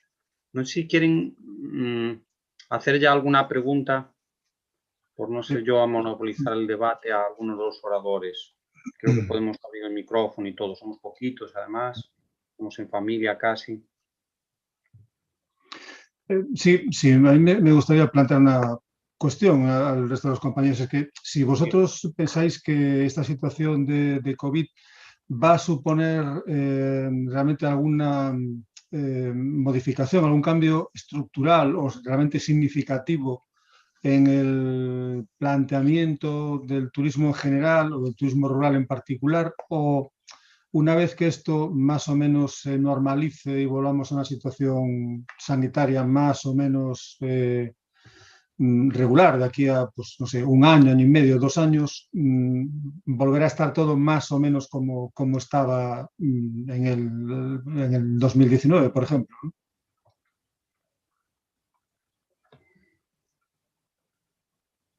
Sí, gracias, Javier. No sé si alguien quiere comentar o responder esta pregunta. Si en caso me animo yo a empezar. Jordi, gracias. Sí, Vale. estupendo, gracias. A mí me da la sensación que las crisis, ya sean crisis resultado del proceso económico, como puede ser, como fue, digamos, la financiera de la década pasada, o crisis que vienen de una manera sorpresiva como un paracaidistas, como es el caso, tienen un carácter muy gatopardiano, es decir, se cambia todo para que al final todo siga igual, y lo que hacen es reestructurar, en este caso, pues el tejido empresarial, pero que no va a haber grandes diferencias. ¿Qué pasará? Pues aquellos sectores empresariales que tenían menos músculo, que estaban en una situación más débil, caerán. Aquellos que tienen más músculos o más capacidad de absorber subsidios y subvenciones públicas resistirán y conseguirán después recuperarse, y no solamente conseguirán recuperarse, sino que se comerán el espacio de aquel otro sector empresarial que ha caído, ¿no? Y habrá un proceso de concentración empresarial. Y entre las intersecciones del sistema comenzarán a aparecer también nuevos agentes, normalmente pequeñitos, empresas pequeñas, que van cubriendo espacios que el gran capital no está interesado en introducirse, o que hacen apuestas por nuevas formas turísticas. Y al final el resultado es que los agentes habrán variado, algunos habrán perdido, algunos nos habrán ganado, pero la sensación que tengo es que al final todo, digamos, la estructura se va a mantener igual. Vuelvo a repetir, porque eso es lo que suele pasar en cualquier situación de crisis, ¿no? Y no hay nada que indique que esta sea especialmente particular. Es mi opinión. Sí, gracias. Hay una pregunta en el chat para Jorge CaixaBanda sobre la búsqueda de la certificación del Centro de Turismo Comunitario. Pregunta por el proceso de diálogo, si es muy burocrático y cuáles son los beneficios de la certificación. Una buena pregunta. Esto para Jorge. Sí, Jorge CaixaBanda, no sé si me escucha.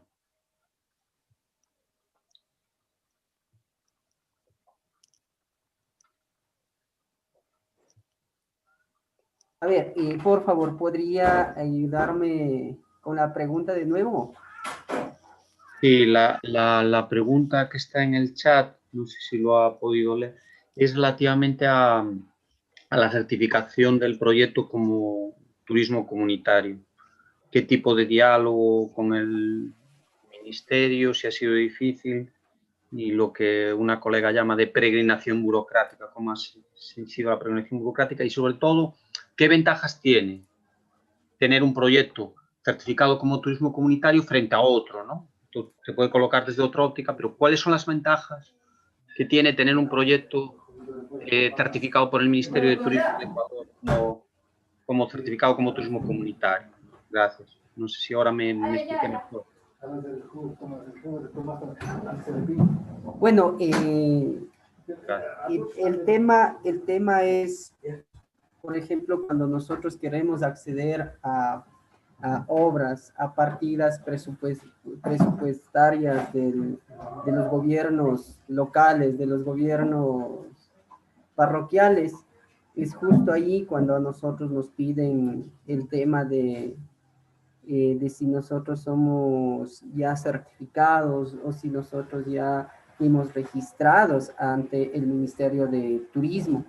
Pero cuando nosotros iniciamos hace 4 o 5 años atrás, quisimos nosotros registrar como turismo comunitario, para nosotros fue muy, muy, muy difícil, considerando que el turismo, el Ministerio de Turismo en Quito no tenían en sus documentos o no tenían en sus registros cómo registrar a un grupo de familias que queríamos trabajar. Como antes les dije, somos 80 familias que estamos dedicados al tema de turismo comunitario, pero la columna vertebral, las familias responsables en sí, somos 12. La comunidad nos dio un aval en una reunión, en el pleno de la reunión, para que nosotros tengamos la actividad, para que nosotros nos responsabilicemos, pero el Ministerio de Turismo nos cerró las puertas. Es así que nosotros nos registramos en el Ministerio de Economía y Popular y Solidaria como una asociación. Nos registramos como asociación y después tuvimos otro choque.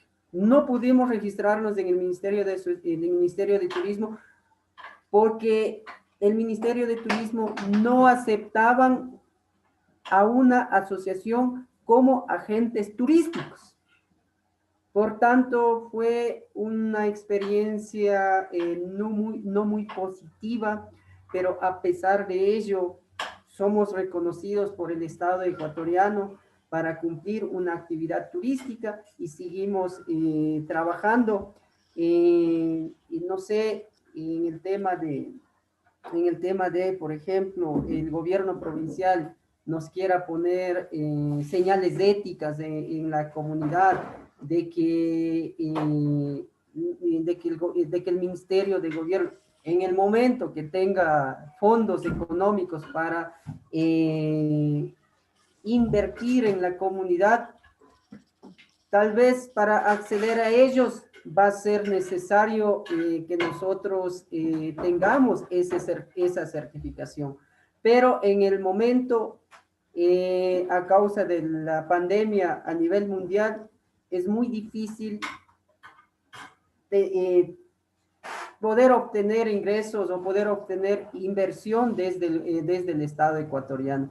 Por tanto, seguimos organizándonos como familias indígenas en la comunidad, seguimos tratando de golpear puertas para poder compartir nuestra experiencia.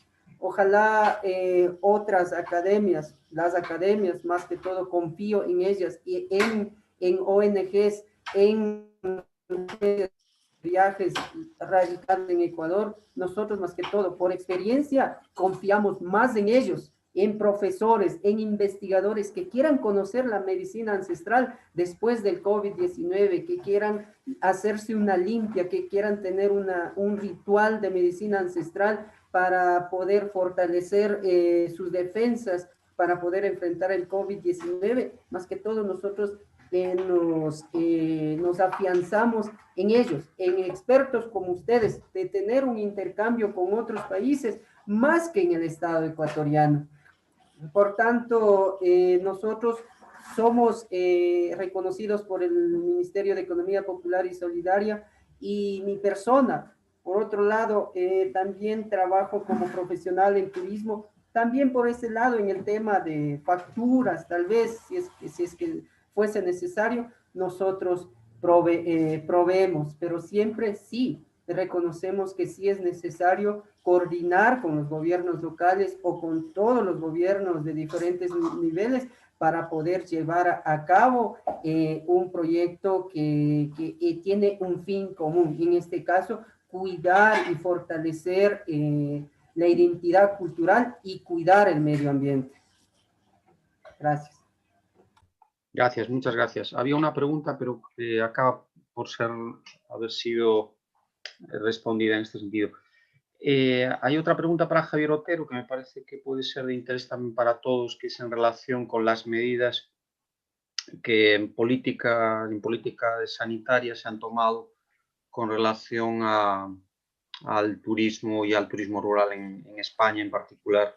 Es decir, Aloisio pregunta aquí esta cuestión de cuáles son las medidas de salud, ¿no?, que se han tomado para que los turistas puedan hacer turismo rural con seguridad, ¿no? Salud. Gracias, Aloisio. Sí, el año pasado, a raíz de esta primera ola y esos meses de confinamiento en los que estuvimos, se fueron elaborando una serie de normas, protocolos para la población en general, para regular la movilidad, la relación entre las personas, etcétera, etcétera. Y en el ámbito turístico eso se concretó además en protocolos más estrictos, en procedimientos, incluso sellos que acreditaban pues, que un determinado establecimiento cumplía unas normas estrictas, fijadas, etcétera, ¿no? Un poco porque los que, bueno, no sé si en todos lados son parecidas, ¿no? Pero aquí, por ejemplo, pues, bueno, ahora mismo en toda España prácticamente es obligatorio el uso constante de la mascarilla, por supuesto la desinfección de manos, la distancia social, nadie se toca, nadie se acerca, nadie nada, ¿no? En los momentos en los que, por ejemplo, la hostelería está abierta, antes de, por ejemplo, pues ir a una terraza y sentarse a tomar un café, el camarero tiene la obligación de desinfectar la silla, el asiento, desinfectar la mesa. Se han suprimido un montón de elementos habituales, como los pinchos, las servilletas, un montón de cosas para, se supone que, facilitar esa situación más higiénica, ¿no? En cuanto al flujo turístico, lo que sí ha incluido, porque he visto en la pregunta que dicen que siempre recibimos muchos viajeros de España, hablo en general, del turismo rural en general en España. Fundamentalmente es un turismo mayoritariamente nacional, ¿no? Sí es verdad que hay zonas o hay productos que tienen una gran participación de turismo extranjero. Hablamos, por ejemplo, pues del Camino de Santiago, por ejemplo, lógicamente, o por ejemplo en Extremadura, turismo ornitológico fundamentalmente el cliente es británico o centroeuropeo, ¿no? Todo eso en este tiempo ha caído, es decir, todo lo que es turismo extranjero ha desaparecido prácticamente, salvo casos puntuales como Canarias o Baleares, pero lo que hablamos de turismo rural, de interior y peninsular, se ha centrado en turismo nacional, que se ha ido moviendo en función de cómo estaba la situación sanitaria en unos u otros territorios o unas otras comunidades. Dándose una paradoja curiosa, ¿no? Que es que precisamente, como decía antes en la exposición, ha habido un trasvase de la demanda hacia el turismo interior, turismo rural, porque la gente pues, ha escapado de lugares masificados, por lo tanto, turistas que tradicionalmente, por ejemplo, el verano pasado, sus vacaciones de verano las pasaban en la costa, en la playa, como son destinos masificados, se han girado y han ido a destinos de interior. Destinos de interior que se caracterizan por moverse con relativamente pequeños flujos turísticos. Entonces, se ha dado en algunos casos incluso una contradicción de que mucha gente quería ir, pero el propio territorio no estaban muy decididos a admitir a mucha gente, porque eso precisamente podía suponer una cierta masificación que se entendía o se entiende como un mayor riesgo, ¿no? En todo caso, hay una serie de protocolos, normas, etcétera, que facilitan o regulan el que se pueda uno mover, ¿no? Y las autoridades aquí en España están, pues ahora mismo estamos por ejemplo, en Galicia, cada semana se están tomando medidas para cerrar o para abrir, para facilitar o para limitar el movimiento o la actividad turística, ¿no? Y eso se hace fundamentalmente para garantizar la salud y, por lo tanto, que permita el que cuando la situación sea más favorable se pueda retomar la actividad turística, ¿no? Gracias, Javier. Gerardo, unos 2 o 3 minutos más para podermos terminar. ¿Te parece bien? Sí, hay algunas preguntas en el chat, pero ya están siendo respondidas, ¿no? Y comentadas. No sé si a Elena ahora.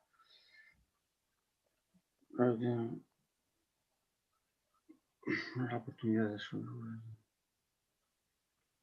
Sí, Elena Catán, que es antropóloga también de Brasil, de la Universidad Federal Fluminense, pregunta si esta nueva revalorización del medio rural o del turismo rural, si representa una oportunidad de desarrollo rural o no será más una vía de presión urbana sobre el medio rural, con mayores riesgos y efectos negativos, incluso sanitarios, ¿no? Una buena cuestión. No sé si alguien quiere comentar, responder a Elena Catán. Xavier, Jordi, Jorge, los Jorges, Jorge, Jordi, Xavier. Bueno, la verdad es que es muy difícil pensar en el futuro, no sabemos lo que pasará. Coincido perfectamente con lo que dice Javier, ¿no? Hay una demanda de turismo rural por diferentes factores, por el deseo de respirar después de pasarse mucho tiempo en la ciudad, por el temor a los espacios masificados. También es verdad que no es lo mismo lo que decía antes, las zonas más cercanas a las ciudades que las zonas más alejadas. Si esto se sostendrá después, es difícil saberlo, y qué impactos tendrá sobre el territorio también. Y si eso supone también un vector de desplazamiento de la enfermedad, bueno, pues eso yo creo que es bastante que esto se da así. En lo que yo conozco en el caso de Teruel, que para quien no lo conozca es una provincia del Estado español, que conozco bastante bien, y pues la primera acción de los pueblos, y ahí hay un tipo de turismo que no es un turismo, es un turismo rural, obviamente, porque está en zonas rurales, pero es un turismo que siempre ha quedado muy obviado, que es el turismo de retorno, turismo de diáspora, de la gente que había emigrado y que utiliza el pueblo como su lugar de segunda residencia, su lugar de veraneo. Los que han emigrado, o sus hijos o sus nietos. Hubo casi una campaña de todos esos pueblos rogando a la gente que no volviera porque podían contaminar a la gente que vivía en esos pueblos, que además son de una edad mayoritariamente muy avanzada. Temían, digamos, que hubiese una propagación de la enfermedad, y en algunos casos esa propagación en zonas como, por ejemplo, Teruel, que ahora precisamente es una de las zonas más afectadas, porcentualmente, porque es una zona poco poblada, pero es una de las zonas más afectadas en la actual ola de la pandemia, y que la había padecido muy poco en las anteriores, se debe precisamente a ese ir y venir de estos descendientes que venían al pueblo a visitar a lo mejor a sus familias, a visitar la casa o a estar ahí unos días. Sí. No sé si les he puesto mucho. Sí puedo comentar. Sí, yo estoy de acuerdo contigo. Es el mismo caso que ocurrió con Asturias. Asturias el verano pasado fue el gran receptor de turismo rural del norte, sobrepasando incluso al tradicional gran receptor que era Galicia. El año pasado Asturias hubo varios meses en los que estaba prácticamente en 0 casos de COVID, y a los pocos meses se disparó a unos niveles que pasó a ser el gran punto rojo de los puntos calientes de influencia del virus, ¿no? Yo estoy de acuerdo contigo y es un poco con la reflexión que hacía al principio, ¿no? De que yo creo que durante este año, sobre todo, de aquí a un año, quizás hasta el año que viene, vamos a vivir en esa contradicción permanente, ¿no? Hablo de España, fundamentalmente, en la península ibérica, porque en Portugal ocurre exactamente lo mismo, ¿no? Vamos a vivir en esa contradicción de que la gente en el momento que esto se suavice un poco, va a salir disparada. Todo el mundo va a querer todo el mundo va a buscar sobre todo esos espacios que se identifican como algo más natural, más sano, más saludable. Lo tradicional, es decir, todo ese tipo de valores se refuerzan en este momento y eso muy posiblemente pueda causar problemas primero al propio territorio y luego al cruce, digamos, a la relación cruzada entre visitantes de diferentes puntos, ¿no? De todas formas, la situación de este verano se supone que será más saludable que el año pasado. Es decir, ya están empezando a implantarse las vacunas, bueno, con lo cual se supone que, aunque esos efectos seguramente se den, muy posiblemente estén un poco más mitigados que el año pasado. O eso esperamos todos, ¿no? No sé si puedo comentar. Sí. Sí, Sí. Yo quería puntualizar rápidamente algo que se está viendo en Ecuador es ya una competencia entre dos sectores, ¿no? El privado y el comunitario. El privado que ha perdido ese espacio por estar en un sector urbano y de pronto por esa capacidad que tiene de financiamiento, de inversión, de formación, de acceder a mercados, está recreando actividades que de pronto se podrían creer exclusivas de las comunidades, ¿no? Rituales, limpias chamánicas, contacto con la naturaleza, y eso porque no hay un plan nacional que estructure todos los actores de territorio en temas de turismo. Se ve ya que un sector privado se está posicionando ahí, ¿no? Y vamos a ver cómo va evolucionando eso, a diferencia del sector comunitario, que ya tenía dificultad para acceder al mercado, para innovar. Vemos que le va a ser complejo también, y esto es un efecto más de la pandemia, ¿no? Eso quería comentar. Gracias. Gracias. Pues aquí soy Duarte, tengo mi posición infeliz de tener que terminar un poco esta discusión tan rica, tan profunda, tan interesante, porque el tiempo no para y debemos terminar ahora infelizmente este webinario, pero les agradezco a todos los que participaron y que presenciaron y participaron en la chat por su participación. Como ven, ahora ya somos todos miembros de esta red que tenemos en el slide, en el computador. Yo no sé cuál de estas personas yo soy, pero estoy ligado con todos vosotros. Nos mantenemos ligados en el website scottwebinars.org. Vamos a tener el vídeo de este webinar allí. Por favor, utilícenlo. Si tienen algunos recursos que quieren que nosotros los listemos en la página de este webinario, también tenemos mucho gusto en hacerlo. Y quería mencionar que en el próximo mes nosotros tenemos webinarios todos los segundos sábados de cada mes.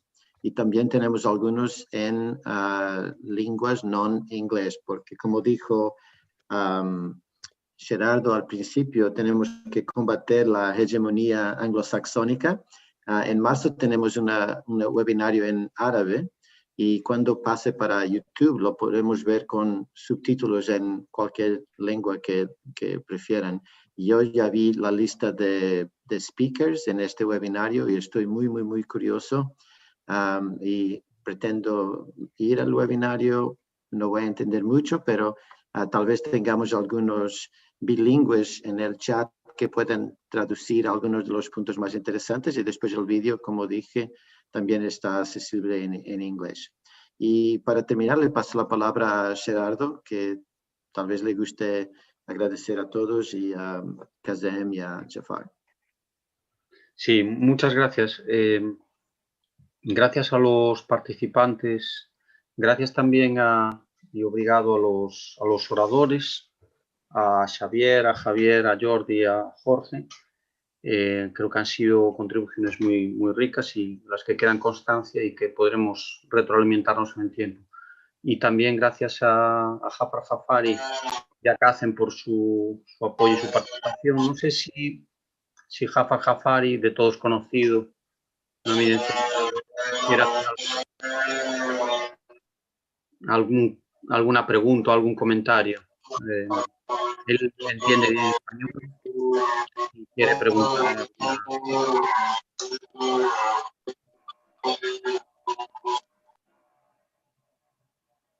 Muchas gracias para su contribución. Hasta pronto.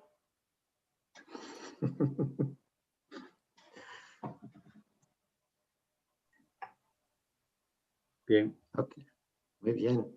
Ok, well, gracias a todos y nos vemos en la internet o en persona cuanto antes posible. Ok. Gracias. Gracias. Yes. Chao. Chao. Chao. Hasta luego. Gracias. Muchas gracias.